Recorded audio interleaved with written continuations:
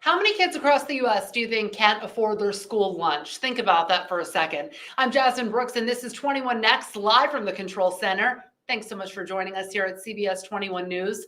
Listen, first of all, school lunch, all kids deserve to eat it, right? But some simply can't afford it. We're talking 20 million kids across the U.S. that cannot afford school lunch. So now, Senator John Fetterman is introducing an act, the School Lunch Debt Cancellation Act.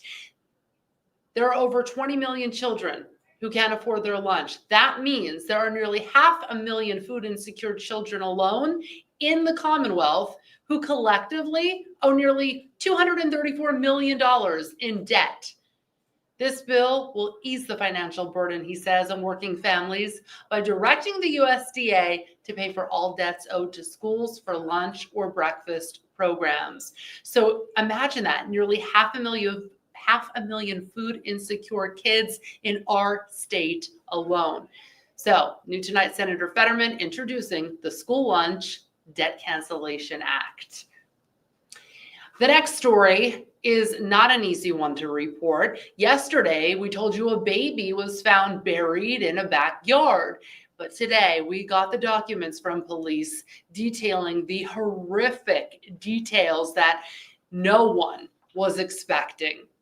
This is in Lancaster County. Text messages from a recently filed search warrant in Lancaster County revealing much more about this crime scene and what led police to find a dead baby buried in someone's backyard in this quaint, quiet, nice neighborhood, which no one knew this was happening. The messages, those texts, not only go into detail about the mother's failed at-home abortion, but the disturbing things that were done to the baby just moments after it was born. This is in Marietta, by the way. You're looking at Village Square Drive. That's where police found the body. The suspect told a witness through text messages that she took medication that was bought online by her mother on May 9th. The hopes it would cause an abortion. This is all according to documents. One day later, after she took that medication, the baby was born. Now, we did speak with an expert today who said she has seen this before. Maxine Rose, of course, is going to have the full story and reaction coming up tonight. But I do want to give you some of those text messages. I have them right here. It says, quote, "We kept the baby in a little box so we can bury it." A series of alarming text messages just like that one. And the story is at cbs21.com if you'd like to read the rest now. Finally, let's talk about President Trump and his 200% tariffs. He's now threatening these steep tariffs on champagne and wine from Europe. His push for 200% tariffs was a response to the European Union's plan to impose 50% barriers on U.S. whiskey. That's after the U.S. applied similar measures placed on steel, aluminum, and other related products. The EU announced it would react to those tariffs in two waves, with 50% restrictions on U.S. products like Harley-Davidson motorcycles and Kentucky bourbon. That's scheduled to go into effect as soon as April 1st. That's in addition to tariffs on farm products come mid-April.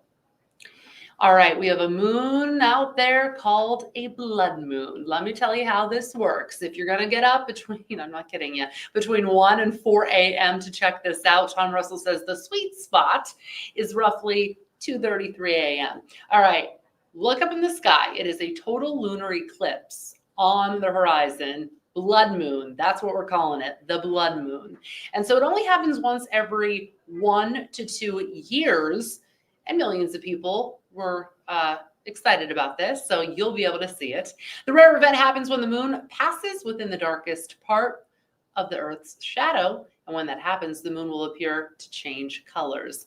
The eclipse will begin just before midnight tonight. You won't be able to see it if you go to bed early. You gotta stay up, guys. But if you do, you won't need any glasses or anything like that. You just simply have to look up.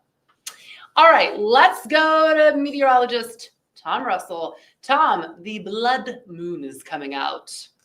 Yeah, you're talking about the big eclipse tonight. This is pretty cool. Lunar eclipse. You were just explaining. So it happens overnight, and you need to stay up late. So we're talking about between 2 and about 4:30. So is that too late for you, Jasmine? Absolutely. Yeah. Yep, it is. Yeah.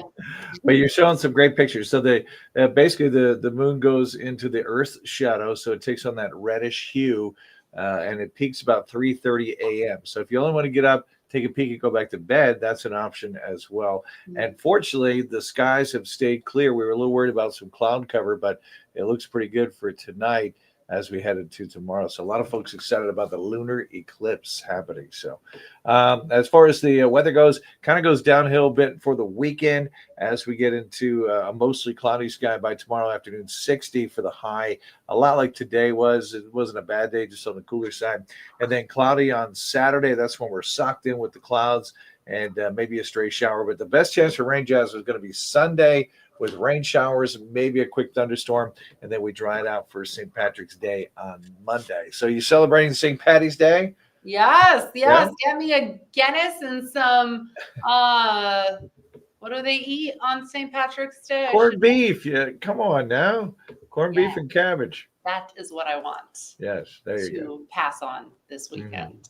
Okay, we'll see you. Thanks, Tom. And thank you guys for watching. Subscribe to our channel. Give us a like. Follow us along. We always have the top stories on here, but also some talkers that you're definitely going to want to know about. So leave a comment. Let me know if you're going to stay up for that big sighting tonight in the sky.